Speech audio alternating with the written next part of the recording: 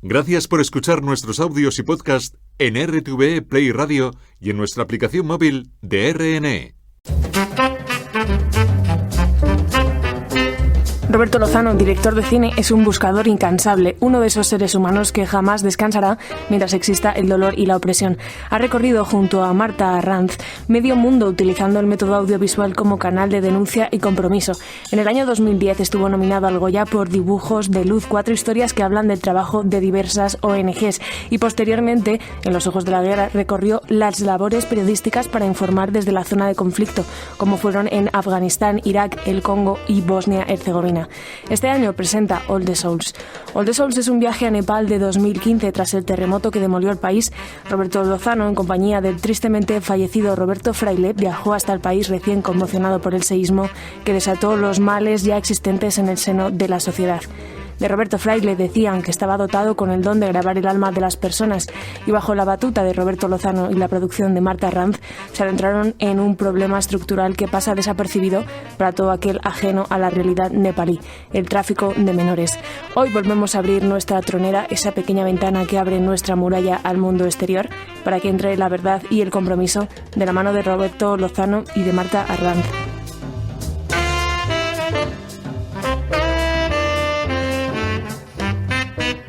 Desde Ávila y sus troneras conectamos con el Hotel Oliz de Valladolid, el corazón y el alma de la Semana Internacional del Cine. Allí están Marta Arranz y Roberto Lozano, productora y director de All the Souls. Buenas tardes y enhorabuena por el éxito de la proyección del pasado miércoles. Buenas tardes. Buenas tardes, Teresa. Encantado de estar aquí con vosotros. All the Souls cuenta la historia de Nepal tras el terremoto, pero más allá de encontrar un país en ruinas por la virulencia del seísmo, encontráis una realidad que va mucho más allá y que es mucho más dura y que venía de mucho tiempo atrás, que es la realidad de la trata de menores, ventas de niños y de niñas que terminan trabajando forzosamente o incluso obligados a prostituirse. ¿Cómo fue encontrar una realidad tan dura como esta, Roberto? Bueno, pues realmente, aunque teníamos lógicamente un conocimiento de que la trata de seres humanos en Nepal era una de las problemáticas más extendidas del país, cuando nosotros vimos o nos dimos de bruces con una trata precisamente en una estación de servicio, en una gasolinera, donde 2 hombres llevaban en la parte de atrás del vehículo a varias niñas y al vernos, se pusieron muy nerviosos al ver la cámara de Roberto Fraile.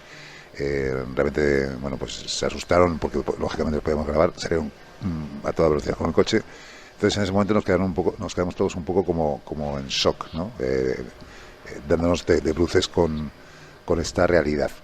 Y a partir de ahí, en ese momento, pues quizá vimos que la historia que teníamos que contar más allá de lo que había ocurrido tras el terremoto era precisamente que la trata de seres humanos, los días y los meses posteriores y los años posteriores al terremoto, iba a ser, pues iba a extender muchísimo más, ¿no? Se iba a incrementar a extremos pues inconcebibles, ¿no? Y así empezó All the Souls, realmente.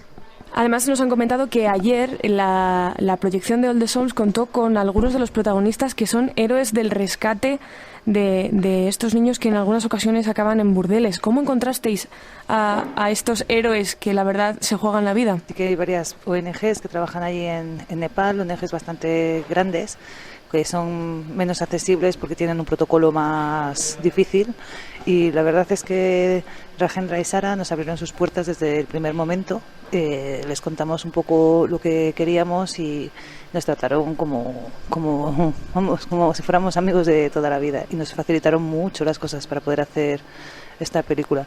Y fue pues ya te digo, un poco de casualidad, investigando mucho, pues encontré esta ONG, nos pusimos en contacto con ellos.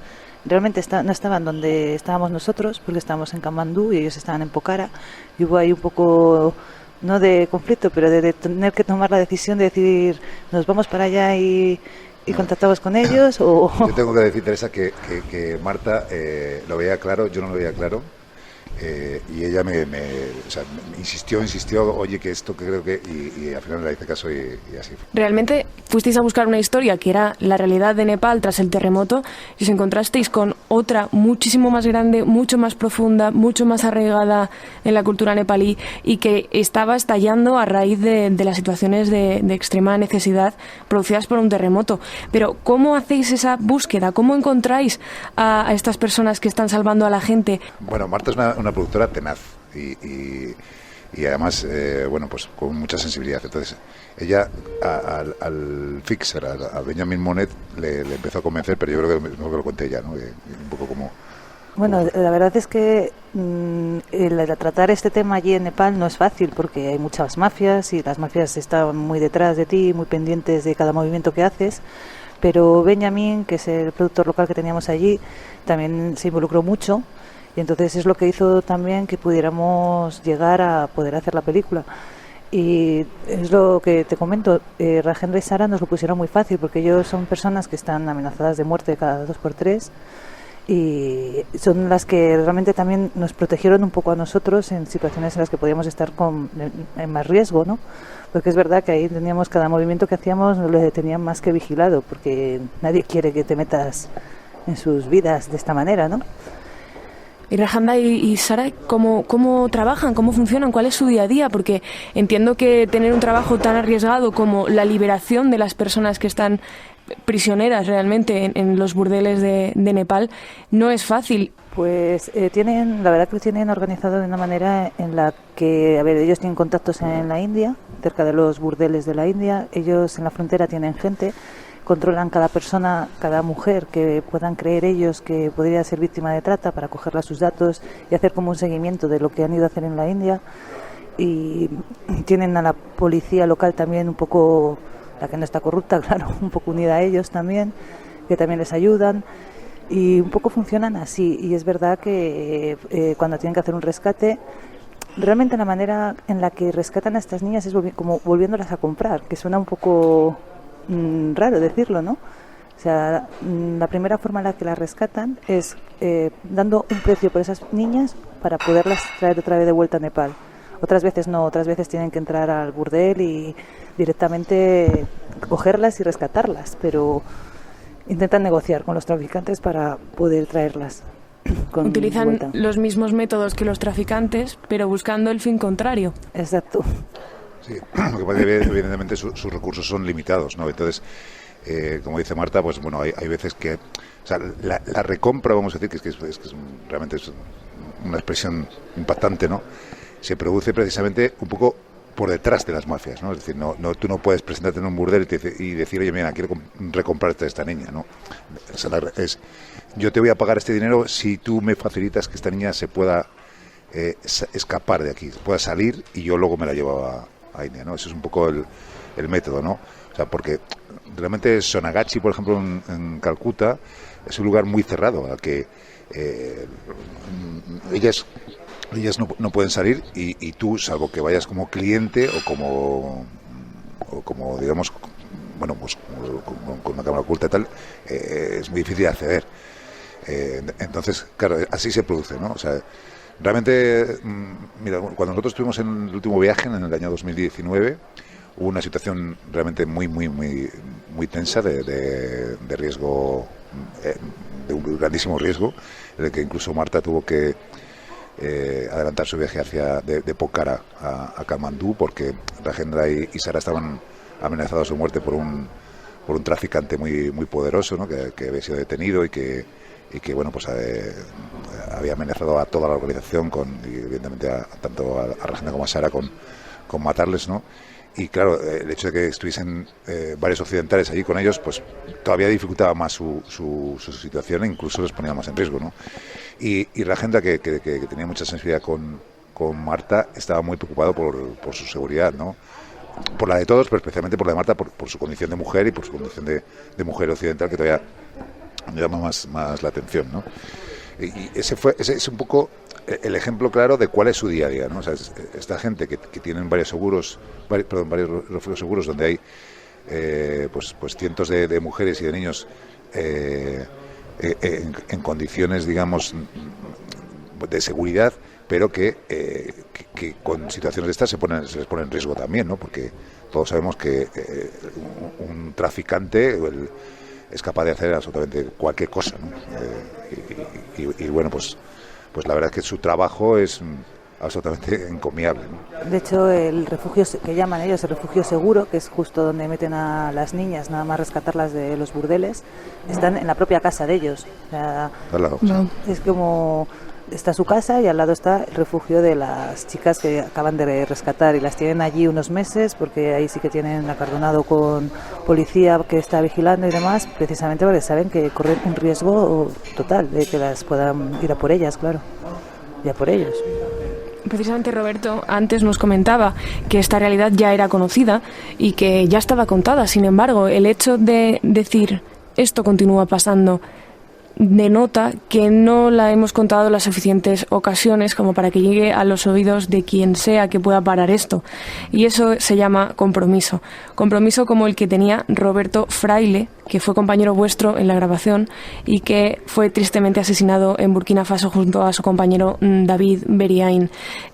¿Cuál es la huella de Roberto Fraile en All the Souls? Porque la gente que lo conocía dice de él que era capaz de captar el alma de las personas a través de la cámara. Es que Roberto Fraile es cada plano de esa película, ¿no? También el otro director de fotografía, pero es que Roberto Fraile nos siguió en esta locura. Si no es por él, nosotros no hacemos esta película, porque él era una persona muy, muy especial. Era nuestro amigo, él nos seguía a todas partes donde fuéramos. Y claro, cada vez que vemos esta película es que es cada plano, cada vivencia que hemos tenido ahí está Fraile con nosotros. Y es muy duro verlo y sentirlo. Es que es ¿cómo decirte? Sí, es que él sabía, por supuesto, poner alma en cada plano que le hacía. Y era muy fácil trabajar con él, muy, muy fácil. A pesar de todas las dificultades que pudiéramos tener allí, él siempre estaba a pie de cañón. O sea, éramos un buen equipo, la verdad. Un buen equipo que lo hacíamos. Estábamos todos a gusto los unos con los otros y hacía eso que fuera todo mucho más fácil a la hora de estar allí en situaciones de riesgo. Bueno, es que viajar con Fraile en un sitio así te da mucha tranquilidad y te da mucha fuerza, la verdad. No sé si Roberto puede hablar. Roberto, es que, a ver, para nosotros nos emociona mucho cada vez que tenemos que hablar de él, la verdad, y más en esta película. La verdad es que los que no hemos pasado por el trago de perder a un compañero, casi un hermano, porque visto cómo habláis de él, no quedan dudas, ¿no? Era más que un compañero, era sangre de tu sangre. No podemos imaginarnos cuál es el dolor de perder a alguien así, de esta manera. De alguna manera, el poder proyectar All the Souls en saber que habéis hecho una labor de denuncia, una labor de compromiso y ahora una labor de demostración es un homenaje de los mejores y de los más altos que se pueden hacer a su persona. Junto con la creación del premio Roberto Fraile y David Beriain de producción audiovisual de actualidad que se va a entregar anualmente el Día del Cine y Audiovisual de Castilla y León de la Seminci.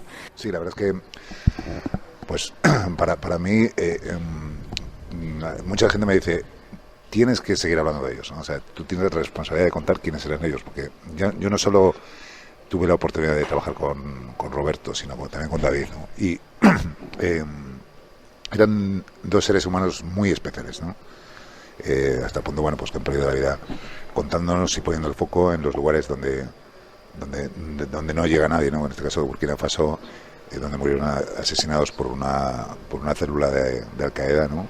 Son dos víctimas del terrorismo, son dos héroes que gracias a ellos, por ejemplo, el gobierno español, incluso el gobierno francés, bueno, pues ha puesto más la mirada en esa zona del Sahel, ¿no? Sabiendo que es una zona vital para España, porque prácticamente es la frontera sur de Europa, ¿no? Donde las células de terroristas campan a sus anchas. Todos sabíamos que era un viaje muy difícil, tremendamente extremo, ¿no? O sea, la palabra de la última semana, 4 días antes de que Roberto se fuese a Burkina Faso, Marta y yo comimos con él y yo le pregunté ¿cómo va a ser el viaje? Y me dice, mira, David me ha dicho que va a ser extremo, hasta el punto de que, bueno, pues tan extremo que perdieron la vida, ¿no? Y ese trabajo ha hecho precisamente lo que comentábamos, ¿no? O sea, que ellos llegaron donde no llegaba nadie, donde prácticamente ningún periodista había pisado anteriormente en los últimos tiempos, porque era una zona donde los diferentes grupos de Al-Qaeda y del ISIS se habían, huyendo de Siria, se habían desplazado y están allí, digamos, reiniciando un califato o posiblemente reiniciando un califato con todo lo que ello conlleva, con todo lo que ello puede suponer para Occidente, ¿no?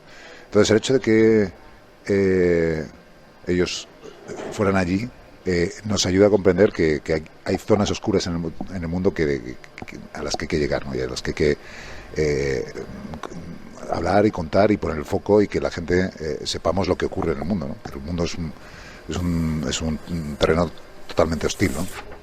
Pues me temo que vamos a tener que dejarlo aquí. Repetimos, muchas gracias por este trabajo, por esta denuncia, por aportar vuestro grano de arena a frenar algo tan duro como es la trata de menores, la explotación sexual de niños que deberían estar en el colegio creciendo y teniendo una infancia segura y un futuro prometedor.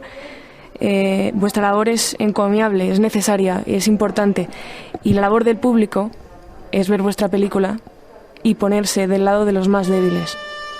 Muchísimas gracias. Muchas gracias.